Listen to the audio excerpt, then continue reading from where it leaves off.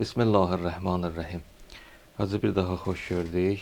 Biz mübarək Ramazan ayının əvvəllərində də görüşmüşdük və gözəl mövzularla, söhbətlərlə danışmışdıq və sizdən bəhrələnmişdik. Və Allah nəsib elədi yenə mübarək Ramazan ayının sonunda da sizinlə görüşməyi. Allah sizləri hər daim müvəffəq eləsin inşallah. Bugün də istəyərdim Hacı bir mövzu barəsində danışaq ki, çox mühüm bir mövzudur. Mübarək Ramazan ayını artıq yola salmaqdayıq. Allah bu mübarək ayda hər bir kəsin yerinə yetirdiyi ibadət, itaətləri, duaları, gördüyü yaxşı əməlləri, xeyir işləri öz dərgahında qəbul eləsin inşallah. Allah bizləri mübarək Ramazan ayından əli boş çıxartmasın. Amin. Mühüm məsələ də bundan ibarət ki, mübarək Ramazan ayının sonu ki, Fitr bayramı adlanır ki, İslamın bayramlarından, böyük bayramlarından biridir. Fitr bayramı və bu bayramda da necə ki, Allah Teala mübarək ay daxil olanda bizdən istədiyi vacib şeylərdən, əməllərdən biri Kutub aleykumus siyam oruc idi. Bəli. Və bu mübarək Ramazan ayının sonunu da bizdən zəkat istəyir ki, həmin zəkatın adı fitrə zəkatıdır. Hələ istəyərdim bu barədə danışaq ki, fitrə zəkatı barəsində özü də vacib olan işlərdən biridir və çox da məsuliyyətli bir işdir. Onu deyərdim ki, məsuliyyətli bir əməldir. Çünki hədislərimizdə qeyd olunub ki, mübarək Ramazan ayında bir ay oruc tutasan və orucu mübarək Ramazan ayının orucunu kamil eləyən fitrənin zəkatıdır. Yəni bir adam əgər qəsdən fitrə zəkatı verməsə, onun bir ay yerinə yetirdiyi, belə deyək, oruc kamil olmur. Mübarək Ramazan ayını Allah bu fitrə zəkatını verməklə, bəndəsinə vacib eləməklə kamilləşdirir. Quran-ı Kərimdə də zəkat barəsində çox danışılıb ki, zəkatın bir neçə növü var. Onlardan da vacib növlərindən biri bu fitrə zəkatıdır ki, zəkatın özü ümumiyyətlə təmizlənmək, paşlanmaq deməkdir də. Quran-ı Kərimdə Allah Teala Peyğəmbərə əmr eləyir ki, xuz min ənvalihim sədaqətən tutahhiruhum və tuzakkihim biha. Ya Peyğəmbər, onların mallarından, insanlardan, sahabələrin mallarından zəkat al və bunun vasitəsilə onları pakla və təmizlə. Həm demir onların mallarını, onların özlərindən söhbət gedir. Deməli, insanın malı təmizlənirsə, bir növ özü də təmizlənir. Ona işarədir. Və ardıcan da buyurur ki, وَسَلَّ عَلَيْهِمْ اِنَّ سَلَاتَكَ سَكَنُ لَهُمْ və onlar üçün də dua elə. Peyğəmbər əmr edir Allah Teala və həqiqətən də sənin duan onlar üçün bir aramlıqdır. Bu zəkat verməklə də insan bir növ Peyğəmbərin onun üçün dua eləməsinə səbəb olur. Özdə bir var insan özü üçün dua eləyir, bir də var Peyğəmbər insan üçün dua eləyir. Görün nə qədər fərq var. Zəkat təmizlənmədir, ayədə də qeyd olunur və Ə'la surəsinin 14 və 15-ci ayəsində də buna işarə olunub. Hətta bayram namazına da işarə olunub ki, o Fitr bayramı günündə müsəlmanlar o bayram namazı barəsində də inşallah nəsib olsa danışarıq ki, fitrə zəkatını verəndən sonra gedirlər öz şərtləri əsasında bayram namazını cəmiyyətlə, cəmaatla qılırlar və bu da əzəmətli bir namazdır. Bayramın, belə deyək, əməllərindən biri də budur. Ayədə belə buyurur Allah Teala ki, qəd əfləhə mən təzəkkə. Qəd əfləhə mən təzəkkə tərcüməsi belə olur ki, bir neçə cür tərcümə eləmək olur bunu ki, özünü təmizləyən qurtuldu, xilas oldu, nicat tapdı və yaxud zəkat verən. Bu ayənin içərisində elə hansı mənada olsa da gedir, çünki zəkat özü təmizlənmək deməkdir. Amma burada zəkat mənasında götürsək, belə olur ki, qəd əfləhə mən təzəkkə, zəkat verən xilas oldu. Ardı da var ayənin. Və zəkərə ismə rabbihi fəsəllə. Bir də kim xilas oldu? Öz Rəbbinin adını zikr edib, fəsəllə, namaz qılan. Deməli, burada nədən söhbət gedir? Fitrə zəkatını verən xilas oldu. Yəni, nədən xilas oldu? Orucunun kamil olmasına səbəb oldu. Və zəkər ismə rabbihi və öz Rəbbinin adını zikr elədi. Bayram namazına gedəndə də zikirlərdən biri nədir? Təkbir deməkdir. Fəsəllah və namaz qıldı. Buradan da məlum olur ki, deməli fitr bayramı günündə əvvəl sədəqəni, fitrə zəkatını verib sonra namaz qılmaq. Düzdür, indi şəriətimizdə bunların fərqləri var. Bu barədə danışacağıq.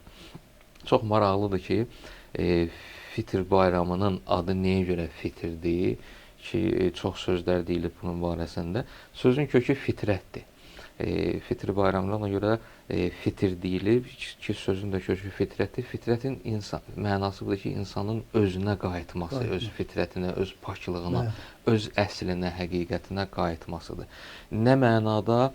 Yəni bir ay ki, insan Allahın əmrlərinə itaət edib, oruç tutub, dualar eləyib, gecələri oyaq qalıb, Quran oxuyub və s. nə qədər ki, işlər yerinə yetirib, əməllər yerinə yetirib, Allahın rəhmətini qazanıb, mərhəmətini qazanıb, əldə eləyib və sonuncu gündə də bir növ o zəkatı verməklə də oruc kamil olur. Yəni, nə insan öz fitrətinə, əslinə qayıdır. Yəni, bu mənada. Hətta o ayənin içərisində də diqqət eləsək var ki, qəd əfləhə mən təzəkka. Əfləhə sözü işlədir Allah Teala ayədə. Əfləhə fələhə sözündəndir. Fələhə də bir toxumun göyərməsi, bitməsi mənasındadır ki, hətta onu ilə məşğul olan əkinciyə də ərəb dilində fəllah deyilir. Fələhə sözü, yəni bitməsi, toxumun göyərməsi, torpaqdan qalxması. Bu toxumun, Quran-ı Kərimdə də bir neçə yerdə işlənib bu söz. Qəd əfləhə mən zəkkaha və yaxud qəd əfləhəl müminun. Möminlər xilas oldular. Əslində bu söz bir dənə açar bir sözdür, mən deyərdim ki, bu sözün belə deyək, hikmətini Allah Teala sözləri, hərfləri, nöqtələri belə yerli-yerində işlədib də Quran-ı Kərimdə. Bu sözün mənasını insan biləndə ondan sonra çox şeylər aydın olur. Nədir burada məsələ? Fələhə toxumun göyərməsi deməkdir. Allah bu feili işlədib. Zəkat verənin belə deyək, paklanması barəsində, xilas olması barəsində, təmizlənməsi barəsində. Toxum da üç şey lazımdır toxumun belə deyək, torpaqdan çıxmasına görə. Nədir onlar? Biri budur ki, toxum birincisi kök atır torpağa. İkincisi budur ki, torpaqdan o kök atdığı yerdən başlayır torpaqdan qidalanmağa. Və üçüncüsü budur ki, o torpağın üstündə, altındakı üstündə torpaq var, günəşə doğru qalxmalıdır, çıxmalıdır, torpağı yarmalıdır. Başlayır onunla mübarizə aparmağa.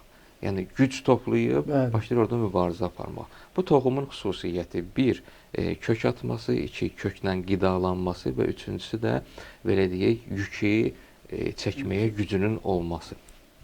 Qəd əfləhəl müminun. Quranda Allah Teala buyurur. Möminlər xilas oldular. Necə? Hansı möminlər? Üç xüsusiyyət var. Birincisi, əqidənin, həqiqətin insanın qəlbində kök atması. İkincisi, insanın vücudu həmin o kökdən, həmin o əqidədən, həmin o həqiqətdən qidalanması. Və üçüncüsü də budur ki, hər bir insanın qarşısında həqiqətə doğru gedəndə maneələr var. Maneələri güc toplayıb dəf eləməsi. Çünki insanın gücü olmasa maneələri aradan qaldıra bilməz. Bu cür olarsa, qəd əfləhəl müminun. Onda möminlər nicat taparlar. İndi həmin ayənin barəsində Allah təala buyurur ki, qəd əfləhə mən təzəkka. Zəkat verən də neynədir? Nicat tapdı, xilas oldu və öz Rəbbinin adını zikr edən, bir də namaz qılan. Deməli, fitr bayramı həm fitrə zəkatının verilməsi, həm Allahın adının zikr olunması, təkbir edilməsi və həm də namaz qılınması. Bu üç məsələ insanı fitrətinə qaytarır və insan xilas olur, nicat tapır. Və fitrəni verməklə,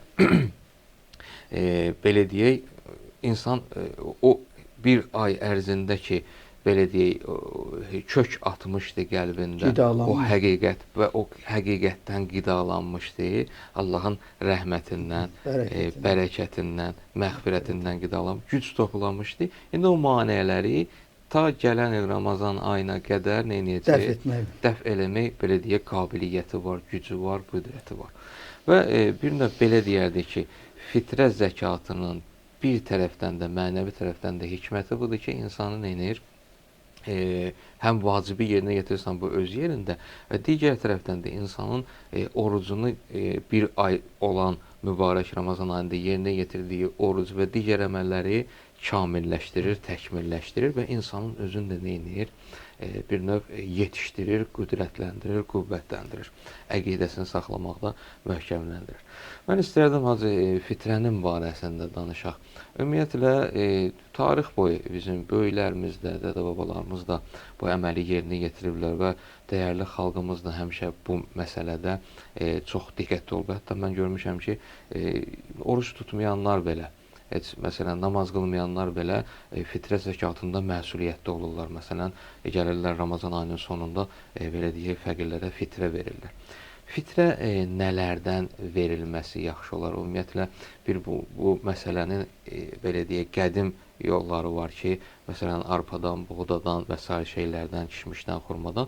Amma müasir dövrümüzdə ki, nələrdən verilməlidir və nə qədər verilməlidir, o barədə istəyərdim danışaq. Bismillahirrahmanirrahim. Hacı, mən sizə minnətdaram məni bu verilişinizə həm söhbət olmağa dəvət etdiyiniz üçün sizə təşəkkürümü bildirirəm.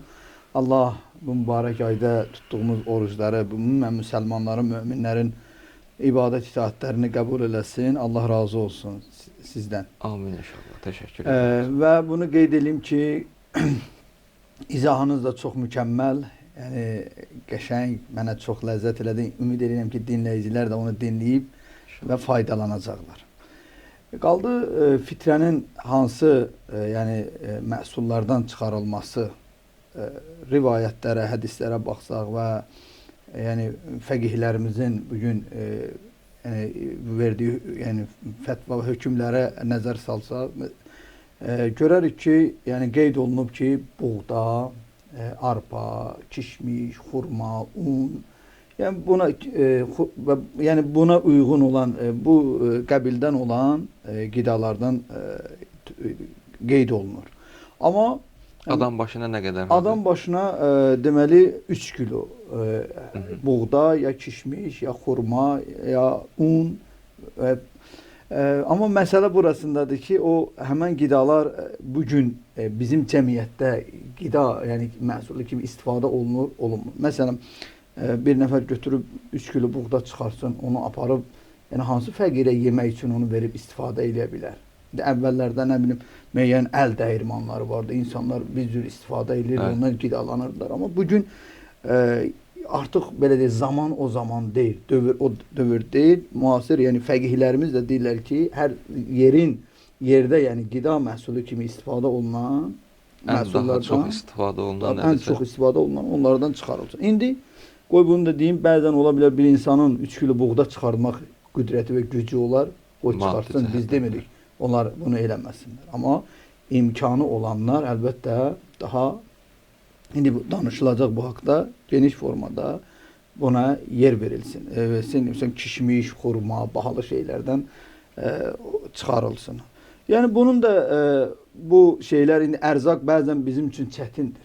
Kimə durub, kim üçünsə ərzaq aparasan, 3 kilo xurma aparasan, 3 kilo kişmiş aparasan, bu kimi şeylər adətən görürsünüz, onun bazar qiymətinin uyğunlaşdırılır.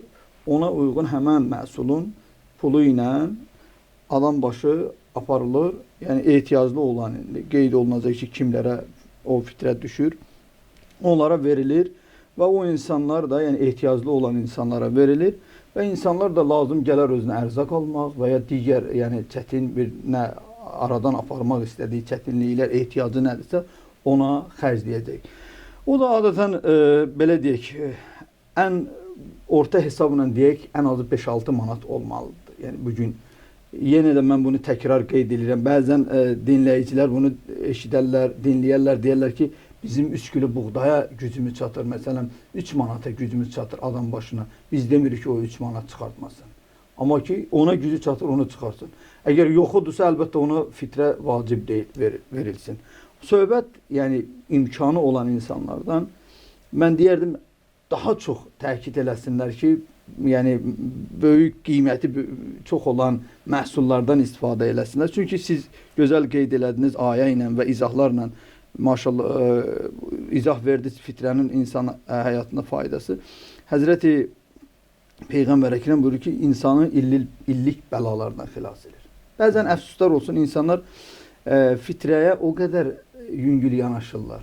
Adi bir sədəqə, o görsə bir fəqirə verilir. Ona o tərzdə fitrə ilə davranılır. Amma fitrə vacibi bir məsələdir. Necə sənin üçün, mənim üçün mübarək Ramazan ayı vacibdirsə, yəni onun oruç tutmağa, orada hər şeyin dəqiqliyinə riayət eləməyi, fitrədə də o məsələlərə diqqət olunmalıdır. Yəni kimlərə verilməlidir, necə verilməlidir, nə tərzdə onun yolları, hansı yollarla çatdırılmalıdır, hansı qaydalarla çatdırılmalıdır, müasir dövrdür. İndi o müasir dövr bunu tələb edib, o tələblərlə necə davranmalıyım? Yəni bunlara mütləq şəkildə riayət eləməlidir. Mənim dinləyicilərdən xahişim odur ki, fitrə məsələsində öz düşündüyü tərzdə yox, şəriət dediyi tərzdə hərəkət edib onun müstəhəqqinə, yəni ehtiyacı olan sahibinə çatdırsınlar. Azı bir şey soruşum, daha doğrusu iki şey soruşmaq istərdim. Birincisi budur ki, ailədə fitrəni kim çıxartmalıdır? Yəni kimin boynuna vacib olaraq hökm gəlir? Məsələn, ailədə belə deyək, kişidir, xanımdır və övladlardır. Hamı oruç tutublar. Burada hamı fitrə verməlidirmi? Çünki vacib hökmdür axı. Yoxsa bir nəfər versə kifayət edib, o bir nəfər kimdir? Və digər tərəfi budur ki, müstəhəq kimdir? Yəni müstəhəqqin şərtləri nədir? Kimə ki fitrə verilməlidir? Təbii ki, fəqir olmalıdır. O fəqirin hökmləri, şərtləri nədir? Bu barədə zəhmət olmaz. Deməli, hacı, fitrə, yəni evdə ailə başçısı, elə çörək verən, yəni ailə başçısı kimdirsə, atadır. Yəni evin böyüyü atadırsa, yəni ata yoxdursa, anadırsa, belə deyək, evin çörək verəni, çörək gətirəni. Yəni o ailə üzvlərinin, yəni onun üzərinə düşür ki, uşağın, nə bilim, digər evində olan, nə bilim, birinin anası onunla yaşayır, birinin qardaşı onunla yaşayır, onun çörək yiyənidirsə və övladları yaşayır, nəvələri yaşayır, fərqi yoxdur. Yəni bu qəbildən valideyn, yəni evin böyüyü gərək onların fitrəsini çıxartsın. Çünki ona vacibdir ki, onun fitrəsini çıxartsın. Bu uşağın, məsələn, dünyaya gəlib bir neçə aylıqdır, ona da mı vacibdir? Bəli, hətta müstəhəbdir. Müstəhəbdir ki, ana bətnində olan uşaqlar üçün də yəni, o müstəhəbi bir əməldir ki, onların, belə deyək, adından da valideyn, yəni evin böyüyü, o fitrə ki, kimə çıxarmaq vacibdir. Həmən insanlar onlar üçün də fitrə çıxarsın. Amma belə deyək, öhdəsində olan, çörək yeyən insanlara vacibdir ki, o valideyn onun üçün çıxarsın. Qaldı o dediyim kimi ana bətnində olan uşaqlar üçün bunlar əlbəttə vacibi bir məsələ deyil, müstəhəbi bir məsələ. Nə yaxşı Allah elə onu o 9 ayda bəlalardan, o necə deyim, o narahatçılıqlardan inşallah qoruyacaq. O ümidlə Allah rizası fitrəni çıxartmaq zəruri məsələ, yəni lazımlı məsələlərdəndir. İkinci məsələyə keçməmiş bir dənə də şeyi soruşum. Çünki cəmiyyətimizdə bu sualları verirlər adətən. Deyir, məsələn, ailə başçısı ki, fitrə ona vacibdir, öz şəriətdə belə keçir də, çörək yeyənləri, yemək yeyənləri kimlərdirsə, öhdəsində olan, nəfəqəsi ona vacib olan şəxslər. Bəziləri deyirlər ki, məsələn, bir nəfərin qədim dövründən götürəndə heyvanı var, atı var, nə bilim, uzun qulağı var və yaxud qoyunu, quzusu var filan. Onlar da bunun çörək yeyəni hesab olunur. Yəni, onlara da mı verilməlidir? Onların da mı, belə deyək, fitrəsini çıxartmaq? Yoxsa burada sırf insandan söhbət gedir? Yox, söhbət burada insandan söhbət gedir. Yəni, insanın, belə deyək, fitrəsi, çünki bu insan, oruç tutan insandır, vacibat insana vacibdir. Yəni, bu kimi şeylər insandan söhbət gedir ki, insana bu, yəni, vacibatı icra eləmək, yəni, vacibdir, zərurətlərdir. Aydındır, təşəkkür. Qaldı müstəhəq məsələsinə, kimlərə çatmalıdır fitrə? Bu məsələ çox önəmli məsələdir. Yəni, diqqət olunması məsələdir. Mən söhbətin əvvəlində də dedim, insanlar öz düşüncəsi ilə yox, şəriətin qaydası ilə əməl eləsin. Bəzən biz deyirik, qaydasından biri də budur ki, gərək insan namaz qılan ola, mömin ola. Görsüz, kənarda olan insanlar biraz belə fərqli yanaşırlar. Niyə fərq qoyulur? Yəni, bu məsələ belədir ki, bu Allahın hökmüdür. Əgər Allah bir nəfəri, məsələn, namaz qılmamağa görə, Quran ayı, mə səlakakum fis-saqar, siz cəhənnəmə atan, salan nə oldu?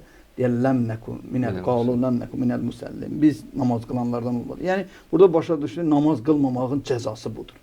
İndi biz bunu deməyək, deyək ki, belə deyək, namaz qılmayanın xətrinə dəyər. Yox, bu Allahın əmridir, bu Quran ayəsidir. Fitrə də Allahın əmridir. Necə verilməlidir? O da Allahın qoyduğu qanunu, yəni Peyğəmbərin şəriətində olan şeydir ki, biz onu deməyə məcburuq. Bunun üçün, yəni bir adam namaz qılmırsa, götürüb ona fitrəni verməyi, yəni icazəli deyil. Müstəhəq deyil. Müstəhəq deyil. Çünki mömin olmalıdır. həm də 12 imam şiəsi olmalıdır. Yəni bu belə deyək, rivayət bu cürdür. Biz bunu bu cür deməyə borcluyuq. Yəni bunun üçün nə müsəlmanlar arasında fərq qoymaq yəni düşüncəsindəyik. Hamımız bizim canımızın bir parçasıdır, amma şəriətin qayda qanunu nədir? Onu icra etməliyik. Məsələn, necə görürsüz, məscidə hər adam girə bilməz. İstəyir kim olursa olsun, sənin doğma qardaşın olsun, atan olsun, üzrü varsa ona deyirsən, sən məscidə girə bilmərsən. Burada mənim qardaşımdır, mən niyə onu məscidə qoymadım? Bu məsələ getmir. Çünki bu Allahın əmridir. Bu məsələlərdə də insan, yəni burada biz fərq qoymuruq. Fərq budur ki, yəni məsələ budur ki, Allah bu cür istəyir. Peyğəmbər bunu bu cür deyir. İmamlarımız bu cür deyir ki, biz bunu deməliyik. Odur, birinci məsələ, yəni tərk səlah olmalıdır, namaz qılan olmalıdır və 12 imam şiəsi olmalıdır. Yəni bu şərtlərə riayət olunmalıdır.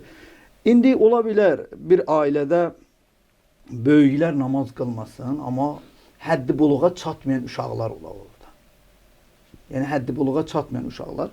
Bəli, onlar da yəni çətinliklə, o ailə çətinliyi ilə dolanırsa, o uşaqlar, çünki uşaqdan Allah namaz tələb eləmir, oruc tələb eləmir. Təsəvvürlə bir insan Ramazan ayının orucunu tutmur üzürsüz səbəbdən, amma kasıbdır. İndi ola bilər də. Bu Allahı bu ayda qəzəbləndirir. Mən necə Allahın vacibatını aparıb ona verim? Amma o uşaqları nəzərə alaraq, bəli, inşallah Allah belə niyyətin olur ki, o körpələrə mən bu vacib sədəqəmi, müstəhəq onlardır, onlara verirəm. Yəni bu tərzdə bu məsələləri belə yoluna qoymaq olar. Odur, mənim tamaşaçılardan xahişim, möminlərdən, müsəlmanlardan xahişim budur ki, bu məsələlər yəni öz düşüncəmizlə yox, şəriətin qayda qanunu ilə icra olunmalıdır.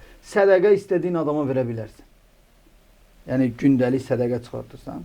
Amma fitrə elədir. Əfsuslar olsun, insanlar görsün, bir il gözləyirlər. Kiməsə, hansısa kasıb qohumu var, nə bilim, dostu var, tanışı var. Gözləyirlər ki, fitrə haçan çıxardıram, onu verərəm. Qardaş, bu fitrə başqa bir şeydir. Bu vacibi məsələlərdir. Bunu Allah dediyi tərzdə sən bunu icra eləməlisən. Sədəqə vermək istəyən maşallah imkanın da var. Götür, nə bilim, qohumun üçün geyim, keçim al, pul ver, ərzaq ver. Yəni, bu başqa məsələdir. Bunu bu məsələyə qatmaq olmaz. Hacı, təşəkkür edirəm. Çox mühüm bir dənə mövzuya toxundu. Deməli, fitrə zəkatının verilən şəxs, yəni müstəhəq olan şəxs, günahkar, asi şəxs olmamalıdır. Tərk-i səlat olmamalı, yəni namaz qılan olması şərtdir.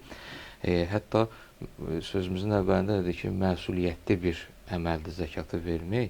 Əgər bir adam həmin şəxsə verərsə, bu məlum olar ki, həmin adam tərk-i səlat idi, onun fitrə salmır, yenidən fitrə çıxartmalıdır. Yəni, bu qədər məsuliyyətlidir.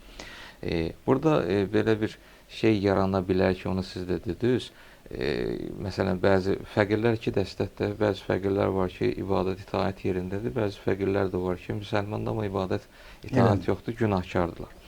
İndi o ibadət itaət eləməyənlər burada məsələn bizim şəriətimizə belə baxa bilərlər ki, niyə görə ayrı seçkilik saldı bizim aramızda. Düzdür, onu gözəl də qeyd elədiniz ki, bu fitrə zəkatı Allahın hökmüdür. Allah da hökmü bu şəkildə qoyub ki, bu şəxslərə verilməlidir. Yəni digər sədəqələrdən Allah onu məhrum eləmir. Bəli. Yəni belə deyək də, istər fitrəni verən şəxs narahat olmasın, istər fitrəni alan şəxs narahat olmasın deyənə belə bir şey deyək ki, ehsan, kiməsə yaxşılıq eləmək. Başqa vaxtda nə qədər istəyirsən, fitrə onsuz da belə ki, müəyyən bir məbləğdir. Ehsan budur ki, limitsizdir, nə qədər istəyirsən ver. Nə qədər istəyirsən köməklik elə. Orada heç fərq də qoyulmur. Bunu bir misalla da belə, misal deyək ki, tam aydın olsun. Biz hədislərimizdə nə qədər qeyd olunub ki, fəziləti barəsində oruç tutana iftar verməyin savabı nə qədərdir? Bu oruç tutana iftar vermək savabı var da. Yəni oruç tutmayana mən gətirəm axşam iftar verim, o savabı, fəziləti əldə eləməyəcəm. Fitrə zəkatında qaydası budur ki, fitrə zəkatı belə deyək, namaz qılana, o saydığımız qeyd olunan şeylər, xüsusiyyətlər ki var onlarda, onlara verilməlidir. Bu həmin o misalla belə deyək, yoluna qoymaq olar ki, burada da deməsinlər ki, şəriətimiz bizə bu məsələdə yad baxır. Hacı, üzr istəyirəm, bir şey əlavə eləyə bilərəm. Deməli, şükür Allah, bir çox məscidlərdə, yəni qəsəbə, rayon məscidlərində görürsünüz, bayramlarda və ya hər ay mütəmadi ailələrə yardımlar olur. Ərzaq, indi Allah razı olsun xeyirxah adamlarından və ya cəmaat sədəqə verir.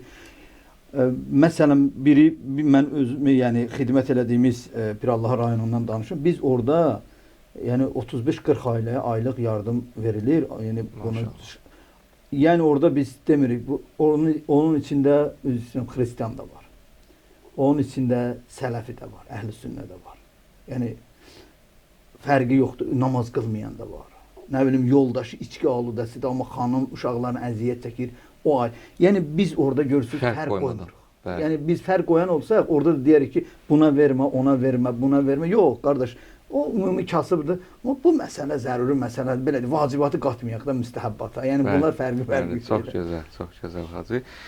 Hacı, bir dənə də məsələ ki, müasir zamanın məsələlərindəndir və çoxlarımız bu məsələdə də belə deyək, bəzən görürsən səhvlərə yol veririk. O barədə istəyərdim ki, tam izah olunsun bu ki, düzdür, neçə illərdir bu riayət olunur, amma tam düzgün şəkildə riayət olunsun. İki məsələdir. Birincisi budur ki, fitrə zəkatının son vaxtı. Yəni, biz bilirik ki, səhər ki bayramdır, daha fitr bayramıdır, axşam, məğrib vaxtında fitrə ayrılır və yaxşı olar ki, həmin vaxtı verilsin və son vaxtı da nə vaxtı? Bayram namazına qədər və verilməsə zöhr azanına qədər verilməlidir. Əgər ona qədər də verilməsə, ondan sonraki vaxtlarda mafi zimmə niyyəti ilə verilməlidir. İndi bir adamın əgər yadından çıxıbsa və yaxud müəyyən səbəblərdən fəqirə çatdıra bilmirsə, həmin adam da zöhrdən sonra yenə mafi zimmə niyyəti ilə verməlidir. Hətta bir adam fitrəni addan çıxardıbsa, yəni həmin gün fitrə çıxarmaq, sonradan yenə çıxarda bilər. Onu belə deyək müstəhəqqinə. Yenə də vacibdir. Bəli, vacibdir. Çünki fitrə vacibdir. Mafi zimmə niyyəti ilə çıxartmalıdır. Təşəkkürlər. İkinci məsələ bundan ibarətdir ki, Hacı, indiki dövrdə məsələn müəyyən bank hesab kartları ki var. Biz bilirik ki, şəriətimizin hökmü belədir. Nədən ki fitrə ayrıldı, istər o adı çəkilən qidalardan, istər onların dəyəri, pulu. Əgər ayrılıbsa, onu dəyişmək olmaz. Elə həmin pulu və yaxud həmin ayrılan qidanı fəqirə müstəhəqqinə çatdırılmalıdır. Amma bugün mən məsələn pulu ayırmışamsa, onu kiminsə hansı bir fəqirin hesab kartına vuranda təbii ki, pul orada dəyişir. Onun hökmü necədir? Biz necə eləməliyik ki, məsələn, uzaq yerdədir, mən ona çatdırmalıyam bunu və həqiqətən də müstəhəqqidir həmin şəxs.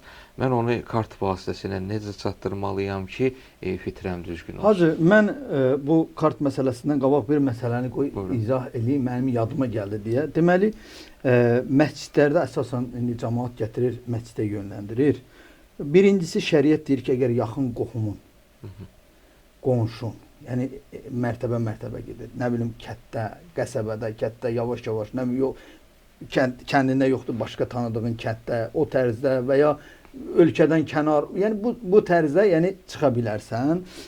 Yəni insanlar bəzən elə bilir ki, o verilən fitrəni onlar yalnız gəlib məscidə verməlidir. Ya da kimsə kart paylaşırsa, ora ödəməlidir. Yox, qardaş, əgər özünüzün, insanların özünün tanıdığı, yəni o dediyi qaydalara uyğun ailələr varsa, mənim burada çağırışım budur ki, möminlər gərək birinci ona müsəlmanlar diqqət eləsinlər. Çünki qayda budur ki, bu qayda ilə icra olunsun.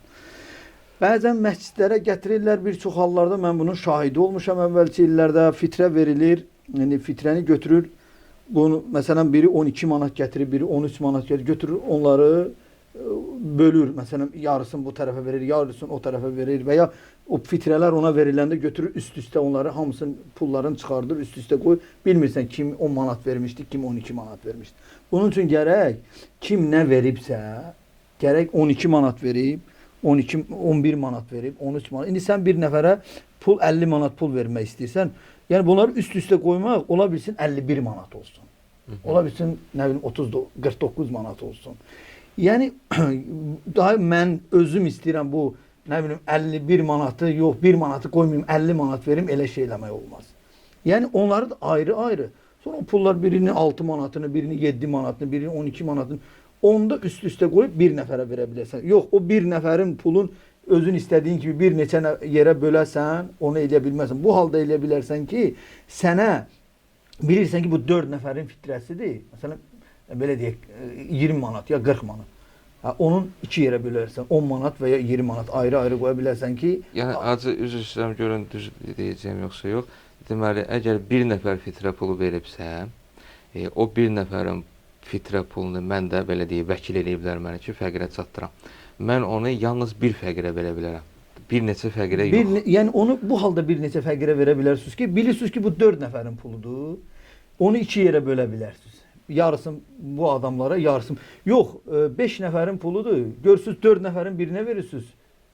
4 məsələn o 5 nəfərin pulu məsələn belə 25 manat eləyir. Sən verməlisən məsələn 22 manat 50 qəpik birinə desən yox hələ 20 manatı verə birinə 25-i də verə bilər. Bunu eləmək olmaz. Yəni bu şeylər öz başına yəni orada bölgü apara bilməz. Yəni bu məsələlərə diqqət olunmalıdır. Biraz qəliz oldu bilmirəm izah necə oldu amma ki Aydındır, aydındır. qaldı kart hesabı məsələsinə. Bu müasir dövrdür. Bəli, insanlar görürsüz kart hesabı ilə ödənişlər edirlər. Bunun üçün yəni bunun da yolları var. Yəni şəri qaydaya uyğun yolları var və ona uyğun hərəkət etməlisən. Məsələn, mən bir fəqirə fitrə vermək istəyirəm. Həmən fəqirin, yəni mənə yaxın deyil, aparıb o pulunu ona çatdırım. Mən götürüb ona məsələn zəng edirəm, qardaş, mən sənə məsələn 50 manat fitrə pulum var, sənə verməliyəm.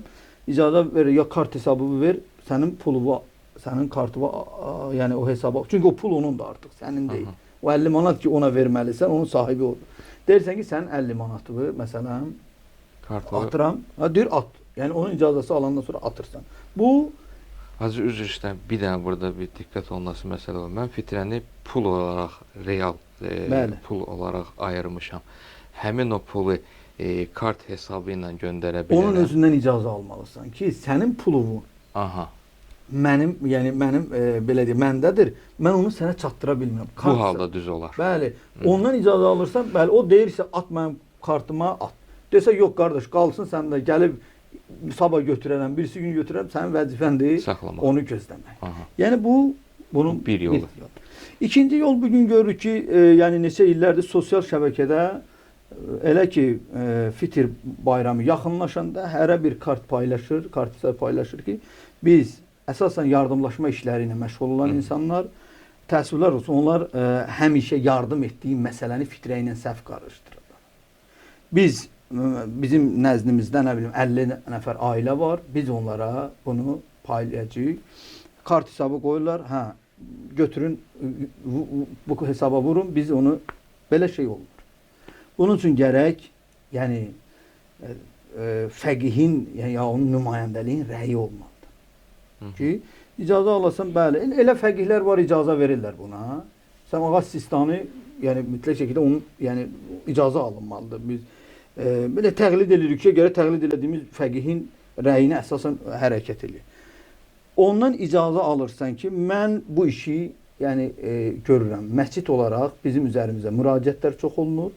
Buna uyğun bizə icazə verilsin ki, biz bizə yönlənən kart hesabına, yəni onların yerində vəkil olaq və o pulları biz ailələr arası. Artıq orada o həmən hissə ki, bilmirsən biri 6 atıb, biri 10 atıb. Çünki hamısı sənə o kartın çekin atmır, ümumi atır. Bunun üçün ki, fəqihin, yəni vilayəti var bizim üzərimizdəki, icazə haqqı var müqəllidlərin üzərində. Bunun üçün də biz onu, yəni ona uyğun hərəkət edib ailələrə onu bölə bilirik. Yox, mən öz başıma durum, kart hesabı eləyim və ya bir çoxları heç onun müstəhəqqi kimlərdir, ona riayət eləmir, aparıb verirlər. Mən yenə deyirəm, adi vaxtı sədəqəni hər adama verirsən. Amma bu məsələ elə deyil. Burada gərək tam dəqiqliklə riayət olunsun bu məsələlərə. Hacı, bir məsələni də istəyərdim soruşam. Çünki bəzi məscidlərin axundlarıdır, ümumiyyətlə müəyyən şəxslərdir bu işlə məşğul olanlar. Onlar məsələn, təbii ki, biraz çətin məsələdir, icazə verilsin fəqih tərəfindən falan. Onlar belə bir şey eləyə bilərlərmi ki, məsələn, cəmiyyət tərəfindən etibar qazanmış bir şəxsdir və cəmaət də getirir, insanlar da getirib, məsələn, özləri təyin eləyə bilmir ki, hansı fəqir müstəhəqdir yoxsa yox, getirib o etibar elədiyi şəxsə verirlər öz fitrələrini ki, sən bizim adımızdan çatdı. Bunun qaydası necə olmalı? Hacı, bu məsələ də yəni vəkil məsələsi, vəkalat məsələsidir ki, burada bəli, fitrə verən və olmasın məscid axundu, elə bayaq dedim o kart paylaşanlar. Yəni ona deyə bilərsə, qardaş, mən bu hesabı atdım, sənin kart hesabı var və məsələn 50 manat atmışam, ala bu onun çeki, mən səni vəkil eləyirəm, sən bunu müstəhəqqinə çatdır. Əgər ona inanırsa, etibar edirsə, onun öz yerində vəkil eləyib bu cür o kartlara da ödəniş eləyə bilər. Eyni ilə məscidlərdə də ruhanilərə ki müraciət olunur. Gəlir, mən səni vəkil eləyirəm, bunu sən müstəhəqqinə çatdır. Yəni bunu da həmən adam rahatlıqla götürə bilər və müstəhəqqinə çatdıra bilər. Və ya birinin kartına pul atırsan, yenə dediyim kimi, deyirsən ki, mən sənin kartıma 50 manat pul atmışam, mən onu bilmirəm kimə verim, sən daha yaxşı bilirsən, sən o adam da həmən o pulu kartdan çıxardacaq, onun yerində aparıb onun, yəni o kimi vəkil edib, onun yerində fəqirə, yəni ehtiyaclı müstəhəqqinə aparıb o fitrəni verə bilir. Yəni bu qaydalara, yəni şəriətə uyğundur və bunu icra edir. Yəni ümumi bir belə qayda deyək də ki, həmin şəxsi kimlər ki gətirib etibar edib ona fitrələrini verirlər, onlar onu özləri tərəfindən vəkil kimi təyin edirlər. Bəli. Sən bizim adımızdan vəkil və öz müstəhəqlərini də çatdırarsan. Hacı, təşəkkür edirəm. Allah razı olsun. Və fitrə barəsində mən bilən əsas məsələlər bunlar idi. Bir də seyidlər məsələsində. Buyurun. Seyid, mən üzr istəyirəm, unutdum. Seyidlər məsələsində seyidin, yəni seyidə avamın, yəni bizim kimi avam, yəni seyid olmayan ona fitrə verməyi yəni olmaz. Seyid yalnız seyidə öz fitrəsini, yəni kasıb seyidə verə bilər fitrəsini və yaxud əksinə seyid avam adama öz fitrəsini verə bilər. Amma yəni seyid olmayan adam seyidə fitrə verə bilməz. Odur, o adamlar ki, fitrə çıxardıb məscidə verirlər. Kimlər seyiddirlərsə, həmən o kağıza yazılır, yəni pulu qoyanda fitrəni yazsınlar ki, seyid. Yəni bilsinlər ki, bu pul seyidin də, həmən onu vəkil edən adamlar da onu aparıb, yəni ehtiyaclı olan seyidə versin. O da bu nə üçündür? Allah seyidlərin ehtiramını, izzətini qorumaq üçün. Peyğəmbər övladları da o ehtiramı qorumaq üçün ki, sədəqəni onlara haram eləyib ki, yəni sədəqə vermək olmaz seyidə, yəni avamın seyidə sədəqə verməyi o baxımından onların izzət və belə hörməti qorunur. Allah razı olsun. Allah sizdən də razı olsun, Hacı. Hər bir şeyin əvvəli olduğu kimi bir sonu da var. Mübarək Ramazan ayının, rəhmət ayının əvvəlində bir belə deyək, bir növ sevinirdiksə, bir növ də indi sonunda kədərlənirik. Kədərimizin də səbəbi, qəmimizin də səbəbi Allahın bu böyük əzəmətli ayı bizi tərk edib getməsidir. Bu barədə Hacı nəsə bir duabızmı, sözünüzmü, nəsə varsa Allah buyurun. Bu ayda tutduğumuz orucu, ibadəti qəbul eləsin. Doğrudan adam örgəşir. Görsən bir yerə, məscidə ya bir hörmətli insanın süfrəsinə hər gün gedəndə adam örgəşir, amma bir gün eşidirsən ki, yoxdur o, yəni məscid bağlıdır və ya o həmən qapıda o süfrə yoxdur. Yəni nə mənada süfrə söhbət yeməkdən getmir. Yəni oturursan, dərdləşirsən, adamla bir narahatçılıq, qəmginlik yaranır, axı örgəşmirsən. İndi biz bu aya örgəşmişik. İndi ayrılmağımız doğrudan biraz adama çətin gəlir. Amma ümid eləyək ki, Allah gələn mübarək Ramazan ayları bizə əta eləyəcək, bəxş edəcək, bu günləri təkrar yaşayacaq. Və ən əsası ki, necə Həzrət Peyğəmbər buyurur ki, mübarək Ramazan ayının sonu İtqum minən nar ki, cəhənnəm odundan xilas olmaqdır. Ümid edirik ki, Allah bu ayda bizi cəhənnəm odundan xilas edənlərin cərgəsində qərar verəcək. Amin. Allah bizim o ağlımızla rəftar eləməz inşallah, o naqis boş əməllərimizlə rəftar eləməz. Çünki o hədislərdə də var, fitrənin vermək, yəni vacib olma səbəblərindən biri də budur ki, Ramazan ayında bilərəkdən və bilməyərəkdən yüngül danışdığın, hərəkətlərin, xətaların Allah bir növ üzərinə xət çəkəcək. İnşallah ki, elə o fitrə verməklə də və ya biz naqis bəndələrin ağıl və düşüncələri ilə rəftar eləməz, öz rəhməti ilə bizlə rəftar eləyəcək ki, Allah bu ayda bizi əliboş qoymayacaq və mükafatımızı verəcək. Buna şübhəmiz olmaz. Allah ibadət hissətlərimizi qəbul eləsin, xüsusən vətən yolunda şəhid olanlarımızı, dünyadan köçən, yəni ölənlərimizi Allah qəriqi rəhmət eləsin inşallah. Allah sizi də var eləsin. Allah xidmətinizi âli eləsin inşallah. Amin Hacı, amin. Allah sizdən razı olsun. Və əvvəl dediyimiz kimi də hər şeyin bir əvvəli olduğu kimi bir sonu da var ki, doğrudan da ayrılmaq biraz çətindir. İnsan öyrəşdiyi və ən əsası da öyrəşməkdən əlavə elə bir məfhumdur mübarək Ramazan ayı ki, elə bir əzəmətdir, elə bir kəramət, şərafətdir ki, insanın özünü də kəramətli, şərafətli eləyib. Əvvəldə belə başlamışdıq ki, mübarək Ramazan ayı qonaq gəlir, amma hədiyyəsiz yox. 3 hədiyyə ilə gəlir, rəhmət, bərəkət və məğfirətlə. İndi amma gedir. Gedir, amma çox maraqlı bir şeydir ki, bir adam qonaq gəlirsə və hədiyyə də gətirirsə, gedəndə heç vaxt hədiyyəsini aparmaz. Aparmaz heç vaxt hədiyyəsini. Mübarək Ramazan ayıdır da, əzəmətdir, böyük ayıdır, Şəhrullahil Əkbər. Allahın böyük ayıdır.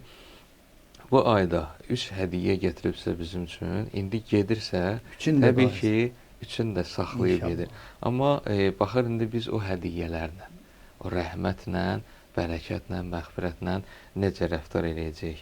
Biz hədislərdə də var, İmam Sadiq əleyhissalamdan var, bir də ən məşhur İmam Səccad əleyhissalamdan Səhifə-i Səccadiyyədə də var ki, mübarək Ramazan ayı ilə vidalaşır. Hətta onun saatları ilə, dəqiqələri ilə Əssalamu aleykə ya şəhrəllahil əkbər belə bir söz buyurur ki, ey Allahın böyük ayı, salamat qal. Salam verir orada, yəni salamat qal. Bir deyir, o ay 1000 aydan xeyirli olan Qədir gecəsi salamat qal. Saatlarını, dəqiqələrini, günlərini, gecələrini, bütün bir növ, belə deyirlər, vidalaşır. Bir növ yola salır, özü də qəmli halda yola salır. İndi doğrudan da məsum imamın sözüdür. İmam elə belə obrazlı şəkildə danışmaz ki, yəni həqiqət olan bir şeyi danışır və insana da doğrudan da təsir edir. İnsan bir xüsusi bir, özəl bir qəm yaşayır bu ayın sonunda ki, biz bu mübarək Ramazan ayını tərk edirik. Amma bir dənə də məsələ var ki, mübarək Ramazan ayı da bizə qonaq gəlmişdi və gedir. Hədislərimizdə də var, düzdür, fərqli yanaşmalar var bu hədislərə. Şəriətimizdə də var ki, Ramazan ayından sonra ki, Fitr bayramı günü oruç tutmaq haramdır, insan gərək yesin. Və ondan sonraki günləri də 3 gün, belə deyək, Şəvval ayının 1-i, 2-si, 3-i yalnız, belə deyək, oruç birinci günü ki, vacibdir yeməsin. İkinci, üçüncü günü də yaxşı olar ki, yeməsin. Və 4-cü gündən də 6 gün oruç tutmaq müstəhəbdir. Bunun barəsində deyirlər ki, necə ki, qonaq gəlir evə, bir müddət sənin qonağın olur və gedəndə də hələ qapıdan yola salmırsan, düşürsən bir neçə addımda onu ilə gedirsən. Mübarək Ramazan ayında bizə qonaq gələndə biz onu orucla qarşıladıq və yenə də yola salmağımız da orucla yola salırıq və ən əsas mühüm məsələ budur ki, mübarək Ramazan ayı gətirdiyi o hədiyyələri, yəni rəhməti, bərəkəti, məğfirəti biz yaşada bilək, saxlaya bilək. Çünki Allah özünü tanıtırır bu ayda. Kətəbə əla nəfsihər rəhmə. Allah özünə rəhməti vacib eləyib, mərhəməti vacib eləyib. Bir yerdə buyurur ki, fənzur ilə asarı rəhmətillah. Allahın rəhmət əsərinə baxın. Bir yerdə ki, Allahın rəhmətinin əsəri qalır. Bir demir Allahın rəhmətinə baxın. Rəhmətinin izinə baxın, əsərinə baxın. Allahın rəhmətinin əsəri nədir? Elə mübarək Ramazan ayında. Əgər bu əsərləri mən bugün yaşaya bilmişəmsə, o bir filosofun qəşəng bir sözüdür ki, mübarək Ramazan ayı gedəndən sonra başlayır. Yəni, nə mərhəmət qazanmısansa, rəhmət qazanmısansa, nə qazanmısansa, ondan sonra saxlayasan. Namaz qılmaq qılandan sonra başlayır. Bu hökmlərə həccə gedirsən, əvvəl başlamır, həcdən gələndən sonra başlayır. Ki, bu əməlləri insan yerinə getirib və saxlaya bilər mübarək Ramazan ayının sonuna qədər. Allahın rəhmətinin əsərini biz mübarək ayda az da olsa öz tutumumuz qədərində hiss elədik. O hissi, əsəri, izi saxlaya bilək, yaşada bilək. Allah mübarək Ramazan ayından bizləri əli boş çıxartmasın inşallah. Amin. Allah razı olsun, bir daha təşəkkür edirəm. Bu mübarək ayda həm sizə, həm digər dostlarımıza, həm xidmət göstərənlərimizə Allah razı olsun ki, zəhmət çəkdilər. Özümüz də feyz aldıq və sizlərdən feyz aldıq, həm də dinləyənlər ümid edirik ki, maarifləndilər, feyz aldılar. Allah müvəffəq eləsin, Allah qəbul eləsin və bayramımızda mübarək olsun inşallah. Sağ olun, inşallah.